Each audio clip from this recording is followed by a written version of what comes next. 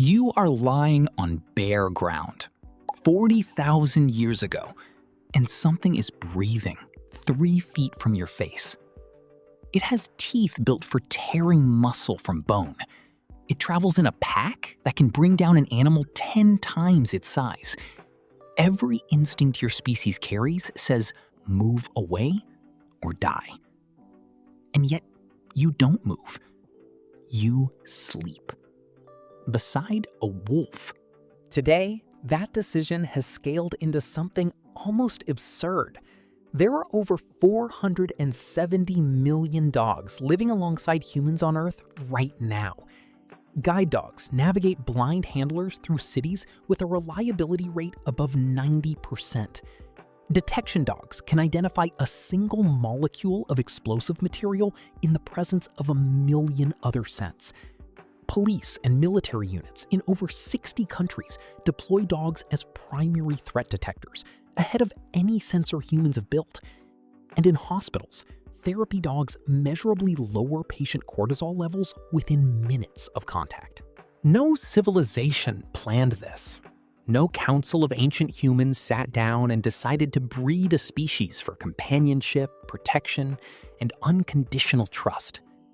This bond was never designed. It was an accident that outcompeted every deliberate choice we've made since.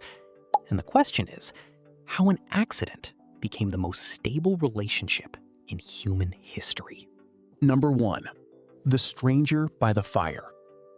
Picture the edge of an Ice Age camp, somewhere in Eurasia, the firelight dying down. Wolves are already there, at the tree line, watching. Most of them keep their distance, but a small number don't. They tolerate the smell of smoke, the sound of human voices, the presence of a species that should terrify them. The mechanism here isn't affection. It's a measurable trait called flight distance, the space an animal needs before it bolts. Biologist Raymond Coppinger argued that the wolves who scavenged human refuse camps were simply the ones with a shorter flight distance than the rest of their pack. They weren't braver, they were calmer. And calm, in evolutionary terms, is a survival advantage when the food source is a human settlement instead of open tundra. Every generation, the shortest flight distance wolves stayed closest, ate the most, and reproduced the most. Humans didn't select this trait on purpose. Proximity did the selecting. The first dog was not tamed. It was simply the wolf that never felt the need to run. Number 2. The eyes that speak. Fast forward tens of thousands of years, and something strange starts happening in the dog's skull. Its eyes change shape. Its brow develops muscles wolves don't have, muscles that pull the inner eyebrow upward, creating what researchers now call the puppy dog eyes expression.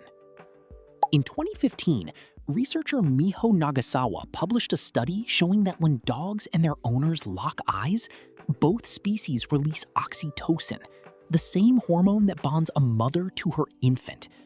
Wolves raised by humans do not produce this response. Dogs do. Somewhere in domestication, dogs evolved a communication channel that mimics the exact biochemistry of a parent-child bond. This wasn't training, it was rewiring. A predator species developed the facial machinery to trigger a caregiving instinct in an entirely different species. Humans didn't teach dogs to look at us this way. Dogs simply became the only other species with the anatomy to speak our oldest emotional language. Number 3. The watch that never slept. Now here is where the stakes stop being about one relationship and start being about the survival of everything human civilization would eventually become. A wolf camp bond meant something specific and irreplaceable. For the first time, a human group had a sentinel with better night vision, better hearing, and a faster nose than any human guard. Dogs could detect an approaching predator or an approaching stranger long before a human ever could. This changed what human sleep looked like. Anthropologists studying hunter-gatherer sleep patterns note that unguarded human sleep is fragile Interrupted, defensive. But a camp with dogs could sleep deeper, longer, and in a state closer to true REM rest. Deeper sleep means better memory consolidation, sharper next-day cognition, and lower chronic stress. Some researchers now argue this shift in sleep quality may have quietly supported the cognitive leaps that came with larger, more complex human social groups. No ancient hunter understood any of this. No one knew what oxytocin was, or REM cycles, or predator vigilance thresholds. They only knew one thing. With a dog nearby, they could finally close their eyes. A species that had spent its entire existence sleeping in fear had, without knowing it, outsourced its vigilance, and in doing so, freed its mind for everything that came next. Number 4. The grave that proves it. At a site called Bonn-Oberkassel in Germany, archaeologists uncovered a burial dating back roughly 14,200 years.